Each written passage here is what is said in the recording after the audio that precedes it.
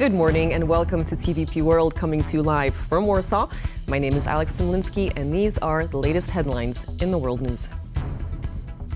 And we begin this morning by going live to our correspondent Oz Chatterjee in Kyiv, following the talks held between Volodymyr Zelenskyy and U.S. envoy Keith Kellogg. Oz, good morning. So do tell us, what is the mood after that meeting between Zelenskyy and Kellogg? Has it given new hope to the Ukrainians? Oh, look, it's important to note that the press conference that was supposed to take place following that meeting was cancelled at the request of the United States.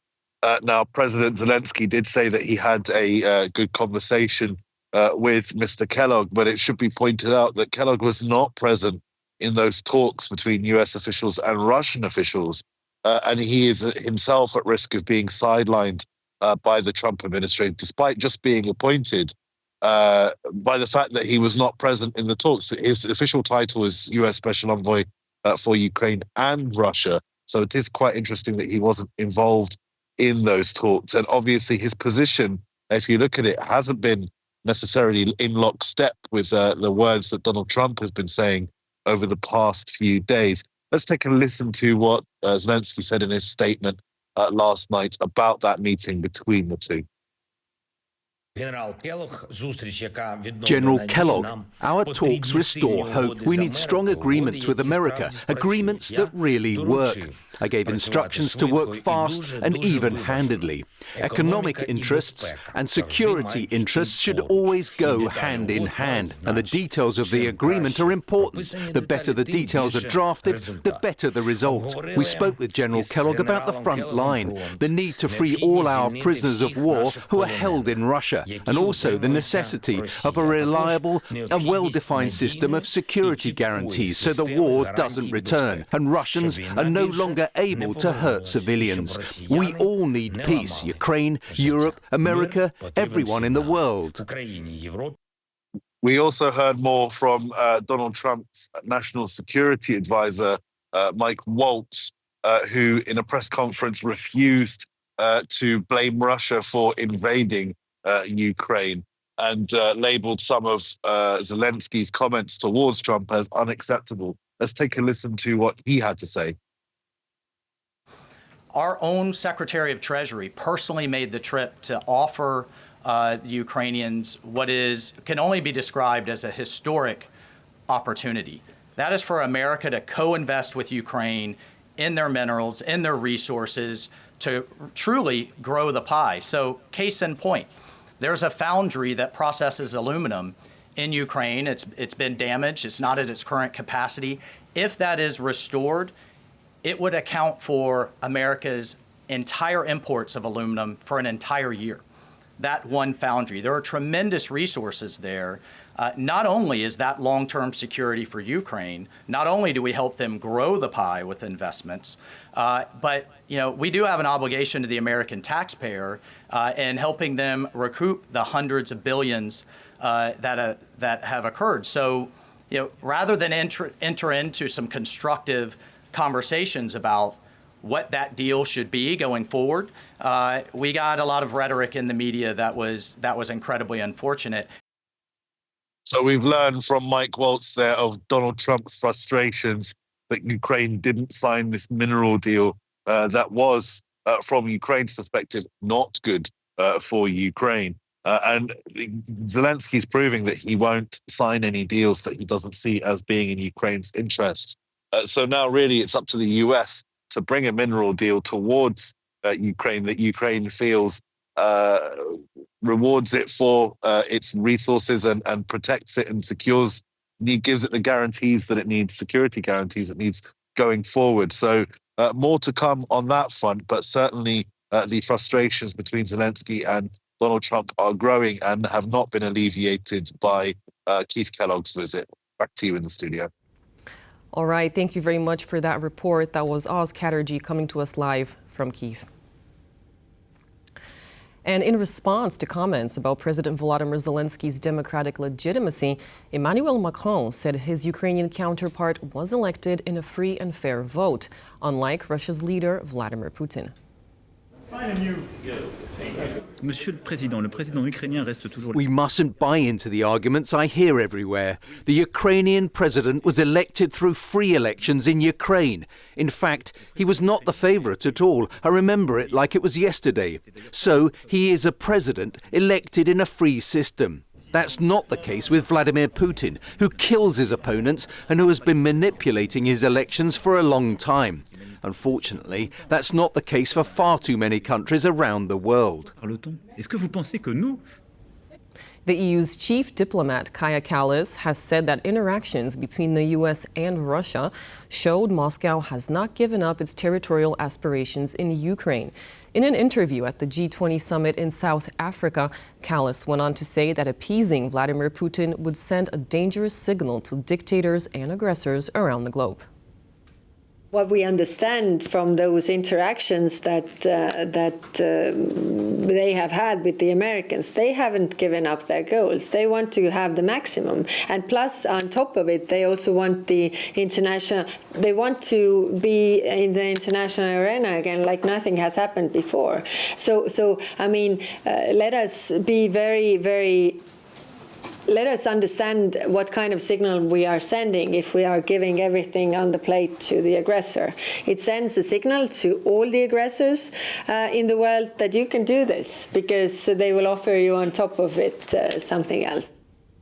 Polish Foreign Minister Radosław Sikorski is in the United States, where he will meet with his American counterpart Marco Rubio later today. The two officials will hold discussions just one day before Sikorski is set to attend the 11th emergency session of the UN General Assembly. The Polish Ministry of Foreign Affairs has revealed that Rubio and Sikorski will discuss matters related to the war in Ukraine and transatlantic relations. At the same time, the spokesperson for the Polish Foreign Ministry, Paweł Wroński, said these plans are subject to change. The primary reason for Sikorski's visit to the United States is the UN General Assembly and the UN Security Council meeting, where the Polish official is set to represent the European Union. Additionally, Sikorski will also make a stop at the US Congress and the National Security Council. On Monday, Sikorski will also attend a debate on Ukraine, as did his predecessor Zbigniew Rau 1 year ago. Joseph Borrell has called Donald Trump's allegations against Volodymyr Zelenskyy, quote, the height of dishonesty. He went on to add that the Ukrainian president deserves respect, not slander.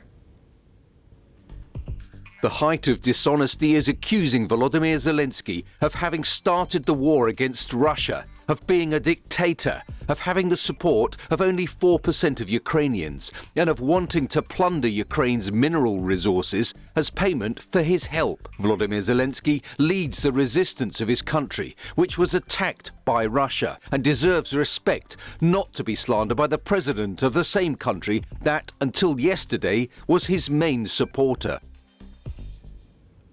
Hungary will not support extending EU sanctions on Russian and Belarusian individuals next Monday. That is according to a social media post by Zoltán Kovács, Hungary's Secretary of State for Public Diplomacy and Relations. The announcement was first made by Foreign Minister Péter Szijjártó, who said Hungary wants to allow more time for Washington and Moscow to advance peace talks. He added that Hungary has until March 10th to make a final decision. Szijjártó criticized the EU for rushing decisions that hinder peace efforts and accused Brussels of breaking its own energy security commitments to Hungary. He also reaffirmed Hungary's opposition to the EU's proposed €20 billion aid package for Ukraine, arguing that it strengthens Kyiv's position in negotiations rather than pushing for peace. And representatives from the main parties standing in the German federal elections took part in the last televised debate ahead of that vote on February 23rd. Among the key topics of discussion were the latest diplomatic developments with Donald Trump's administration, support for Ukraine, and European security. I think this is an escalatory path, and I think it is wrong, and therefore Germany should no longer be involved there at all, especially not with weapons deliveries, not with sending soldiers, and not with financial aid. We absolutely have to step on the brakes on this issue, because the risk of escalation is still there. We must continue on the course that we set a good 3 years ago. Back then, almost exactly 3 years ago, I said we have woken up in a different world and must therefore also adapt our policies. That was a moment when Europe showed that if it wants to, it can stand together and be strong. Is Europe capable of defending itself?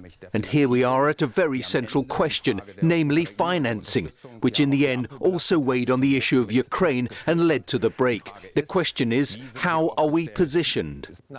As Germany, we must once again assume a leading role in Europe, not from the top down, but with France, with Poland, with a strong European Union. And then we will set a priority, and that is the defence capability of Germany and Europe.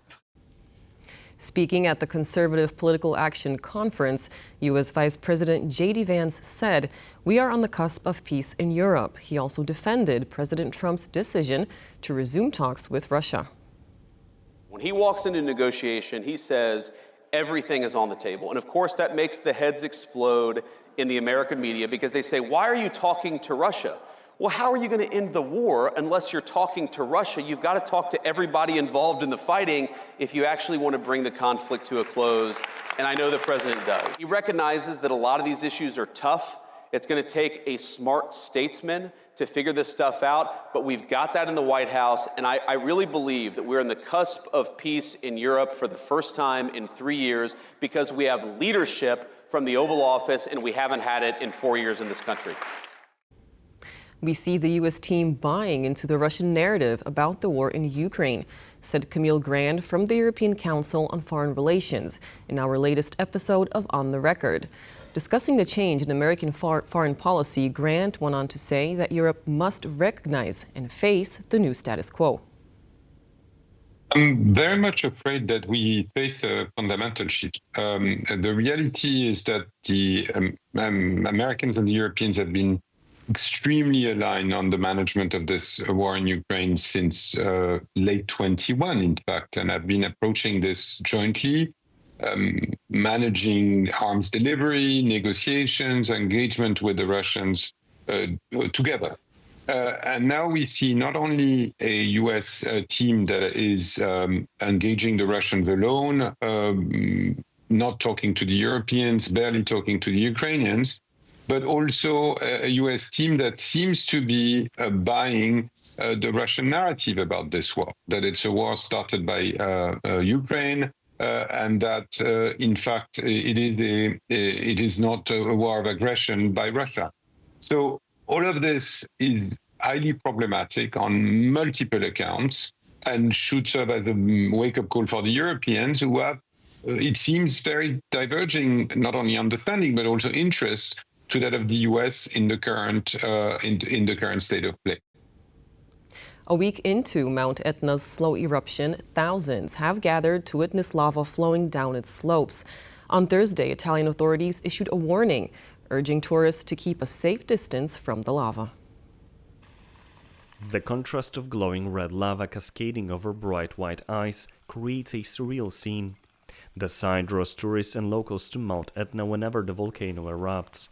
But during busy times like this, a trip of a lifetime could become a life-threatening risk. In recent days, there has been a large influx of tourists attracted by this lava flow, which, rightly, is beautiful. But at the same time, many people have had problems. Some have hurt themselves. Some have fallen while being around here.